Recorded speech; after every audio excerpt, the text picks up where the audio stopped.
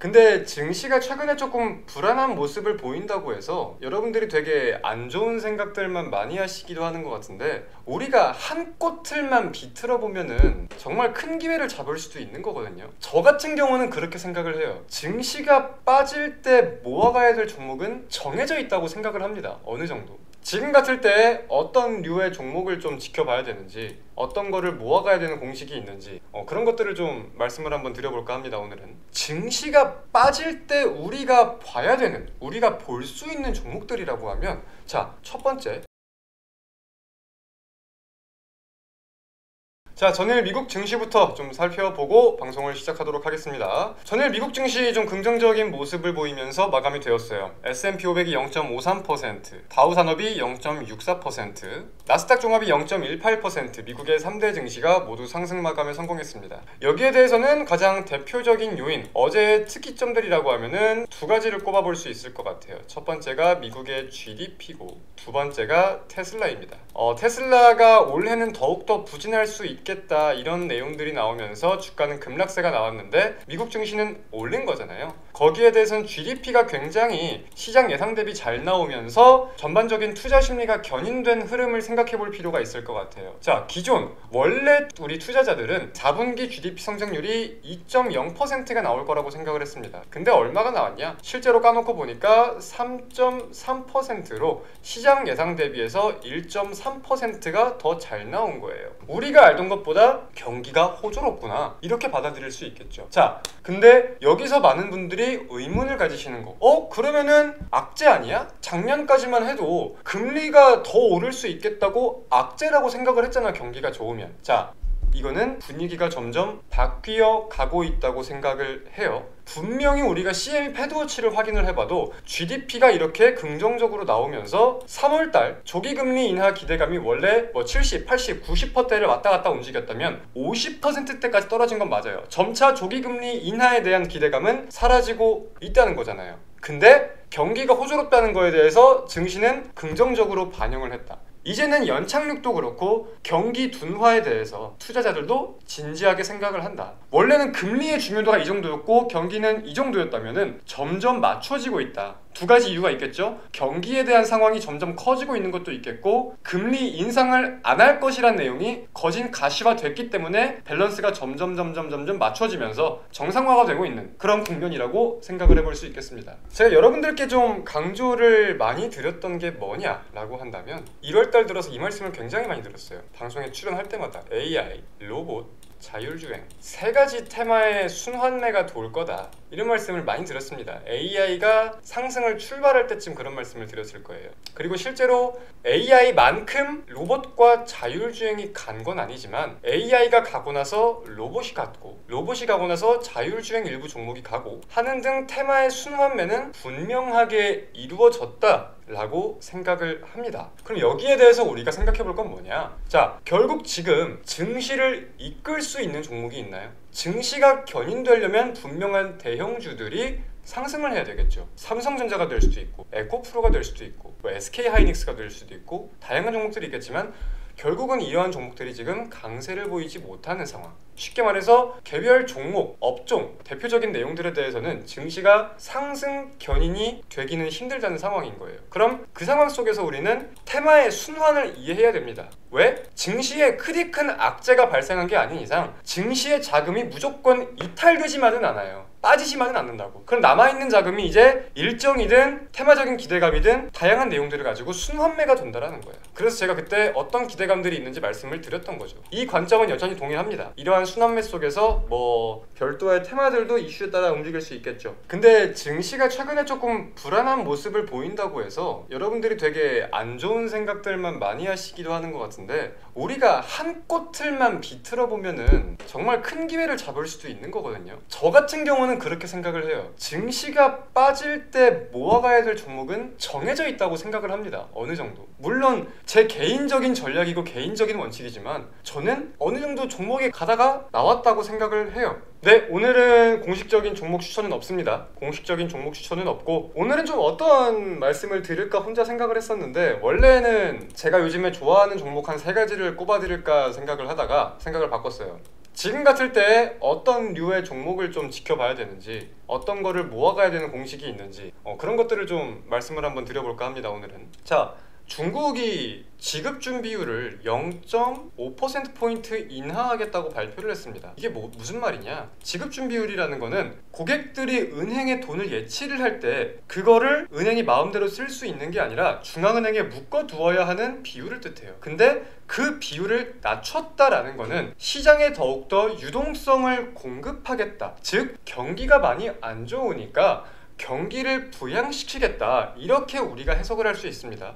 그래서 이게 원화 기준으로는 186조 원 가량이 시장에 풀린다, 유동성이 공급이 된다, 이렇게 생각을 할 수 있다 라고 봤는데, 거기에 대해서 일단 천연가스도 그렇고 원자재 값들이 꽤나 반등하는 모습을 보이긴 보였습니다. 근데 우리가 지켜봐야겠죠. 저는 사실 이 이슈로 인해서 어제 국내 증시에도 긍정적인 영향이 좀 있을까 생각을 했었어요. 근데 그러진 못했더라고. 어제 중국 상해종합지수가 굉장한 강세를 보였거든요. 그리고 그전에는 항생지수도 엄청난 강세를 보였고, 그래서 기대감을 좀 가졌는데 생각보다 따라가는 모습을 보이지는 못했어요. 자, 근데 우리가 여기서 기대를 해야 될 건 뭐냐? 대한민국이 어떤 국가입니까? 대한민국은 수출국입니다. 그리고 수출의 비중을 따져봤을 때는 중국의 비중이 굉장히 높죠. 근데 그러한 중국이 돈이 풀리고 경기가 부양된다? 사람들이 무언가가 물건을 더 찾을 수 있고 소비 판매에 대해서 촉진할 수 있는 환경이 만들어진다는 거는 한국이 더욱더 원활하게 많이 수출을 할 수 있는 환경이 만들어지는 거고, 결국 이거는 한국 경제에 긍정적으로 풀이가 되면서 국내 관련된 종목들에도 호재로서 작용을 할 수 있지 않을까, 이렇게 이해를 할 수 있는 거겠죠. 그래서 이런 내용들을 토대로 경기 흐름을 보는 게 굉장히 중요하다고 생각을 합니다. 저는 좀 그래서 그렇게 생각을 해요. 증시가 빠질 때 우리가 봐야 되는, 우리가 볼 수 있는 종목들이라고 하면, 자, 첫 번째, 방금의 현대공업처럼 증시가 빠져도 중요한 라인들을 지켜주는 종목들이 있어요. 증시가 빠지면서 종목들도 빠져요. 근데 모든 지지선들을 이탈하는 종목들이 있는 반면에 최소한 내가 중요하다고 생각했던 이 자리는 지키는 종목들이 있단 말이야. 이거는 무슨 뜻이겠어요? 증시가 빠지고 전반적인 투자 심리가 악화되면서 매물이 출회되는 건 맞지만 중요하다고 생각하는 자리는 지켜준다. 이 전까지는 매물을 흡수했고 돌파를 했기 때문에 이 이하로는 떨어뜨릴 필요가 없다. 어차피 매집이 끝났다. 이런 식으로 차트가 관리되는 거에 대해 생각을 해볼 수 있잖아요. 그럼 이거는 증시가 돌아온다거나 새로운 모멘텀이 생기면 곧바로 갈 확률이 높다. 그렇기 때문에 첫 번째, 증시가 빠지면서 모든 종목들이 빠져도 중요한 라인은 지켜주는 종목을 지켜봐라. 이렇게 말씀을 드릴 수 있겠고, 두 번째는 밸류에이션과 함께 생각을 해볼 필요가 있을 것 같아요. 자, 소장님께서도 많이 말씀을 하시고 여러분들도 알고 계시겠지만 종목들이 빠지는 게 회사에 문제가 있어서 빠지는 게 아니잖아요. 거시적인 환경 때문에 혹은 무엇 때문에 증시의 자금이 이탈되면서 가치 대비 가격이 하락하는 거잖아요. 저평가라고 하죠. 그럼 우린 여기서 그 생각을 해봐야 돼요. 회사 때문에 빠진 게 아니라 외부적인 요인 때문에 종목이 하락한 건데 이 기업의 적정 가치는 얼마네? 증시 덕분에 박앤세일을 한다, 이런 말을 하죠. 그렇기 때문에 이 기업의 실적 대비해서 혹은 순자산 대비해서 혹은 성장성 대비해서 과도하게 빠진 종목이라면 생각을 해봐야 된다. 대표적인 공식이 뭐가 있어요? SK하이닉스는 PBR 0.9 이하면은 매수하는 관점이다 라고 말하는 전문가들이 많듯이 비슷한 관점이에요. 그래서 정말 간단한 거고 기초적인 건데, 여러분들이 이 적정 주가 계산하는 거를 꼭 공부를 해보셨으면 좋겠어요. 적정 주가 계산하는 방법, 굉장히 다양한 방법이 있습니다. 작년 실적으로 계산을 할 수도 있고, 컨센서스를 기준으로 타겟 PER을 잡아서 할 수도 있고, 혹은 순자산 비율, 가지고 있는 자산과 대비해 가지고 비율을 측정해 볼 수도 있고, 성장성을 기준 잡아서 PER과 연동을 지어 볼 수도 있고, 다양한 방법이 있는데 이 적정 주가 계산하는 거를 필히 한번 공부를 해보셨으면 좋겠어요. 이거는 잘 모르신다고 하면은 제가 나중에 기회가 되면 정리를 해서 영상을 찍어서 한번 말씀을 드리도록 하겠습니다. 저는 정말 중요한 거라고 생각을 해요. 그래서 저는 증시가 빠질 때는 이 두 가지 관점이 굉장히 중요하다고 생각을 합니다. 요즘은 되게 그런 차트들이 급등이 많이 나오는 것 같아요. 저는 차트에도 유행이 있다고 생각하는 사람이거든요. 그렇다면 요즘은 어떤 차트가 유행이냐? 요즘은 어떤 자리를 돌파해주는 차트가 유행이야. 물론 돌파를 시도하다가 다시 떨어지는 것도 많죠. 근데 돌파하는 자리에서 잘 잡으면은 급등을 보이는 게 많아요. 이것도 한번 공부하실 분들 공부해보세요. 대표적인 게 뭐가 있냐면 제 관심 종목 중에서 그래, 코리아 FT 이런 거 보면은 돌파를 못하다가 돌파를 해주고 강세를 보이고 이런 흐름들이 굉장히 많다는 거야. 쉬운 예시로 소카 이런 것도 마찬가지죠. 돌파를 못해주는 자리를 돌파해주고 나서 이제 흐름이 중요한 단계일 거고, 라운CQ 이런 것도 고점 자리를 돌파를 슬슬 해주려고 하는 형국인데 할지 안 할지 봐야 되는 걸 거고, 이런 종목들이 굉장히 많은 거예요. 요즘에 제가 봤을 땐 그래요. 최근 들어서 이제 전일 미국 증시도 그렇고 미국 증시 마감되고 실적 발표도 그렇고 이제 호재들이 발표되면은 분명히 갭상승을 하거든요. 갭상승을 하는 건 맞는데 최근 들어서 갭상승 후에 음봉으로 마감되는 경우가 굉장히 많아요. 저는 그렇게 느꼈어요, 최근에. 그래서 반도체가 지금 좀 이거는 업황이 아니라 주식으로 접근을 했을 때 매물들을 좀 털고 소화시키는 과정이 아닌가. 모든 전반적인 대형주들에 대해서도 한번 상승이 나오기 전에 좀 매물들을 소화하는 과정이 아닌가, 그 생각이 들더라고. 기술적으로 봤을 때는 그래요.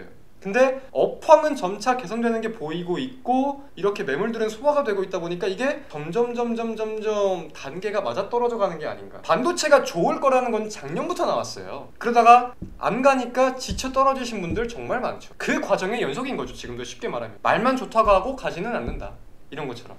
근데 그러다가 점점 개인의 관심이 혹시나 떨어지고 잊혀질 때가 온다면 다시금 한번 쭉 빨아먹지 않을까, 위로.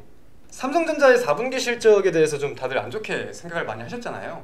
일단은 시장 전망을 하회한 거에 대해서. 사실 12월달 삼성전자 리포트들을 본다고 하더라도 전망치를 계속해서 상향시키는 증권사들이 많았어요. 왜? 11월 대비해가지고 12월 메모리 판가의 급등이 보였으니까. 근데 우리가 이걸 다시 해석을 해봤을 때 메모리 판가가 상승하는 거에 대해서 생각보다는 수혜가 깊지 않았다. 삼성전자가 메모리를 많이 안 만들어서 이게 아니라 기존에 갖고 있던 재고자산들, 이 레거시 제품들을 처리하느라, 이건 거죠. 근데 이제 이 레거시 제품들에 대한 물량 해소가 이제 많이 해소가 됐다고 하니까, 끝나가는 단계라고 하니까 메모리 반등에 대한 수혜는 1분기에는 더욱더 확실하게 보여지지 않을까 라고 생각을 해요. 그리고 이제 반도체와 관련해서는 AI 쪽 많이 생각을 다들 하시잖아요. 공감을 합니다. 지금 미국 증시가 이렇게 강세를 보이고 있는 거에 대해서도 반도체와 AI의 접합에 대해서, 그리고 AI와 관련된 매출이 실제로 확인이 되는 거에 대해서 보였기 때문에 관련 기대감이 더욱더 늘어난다, 이렇게 생각을 하거든요. 제가 작년에 강조를 많이 드렸죠. 내년은 절대 기대감만으로 움직일 수 없다. 보여지는 게 있어야 보여지는 걸로 하여금 기대감이 확대가 될 것이다, 이런 말씀을 많이 드렸는데 그런 추세가 보이고 있다고 생각을 해요. 근데 삼성전자와 SK하이닉스 올해 HBM 관련 물량 캐파를 2배 늘립니다. 정확히는 HBM3E 쪽이라고 제가 알고 있는데 2배 늘려요. 그래서 관련된 매출이 더욱더 확인되는 게 중요하겠다. 실적이 확인돼야 기대감이 올라간다. 단순한 예상치 이런 걸로 상승할 수 있는 거는 쉽지 않다.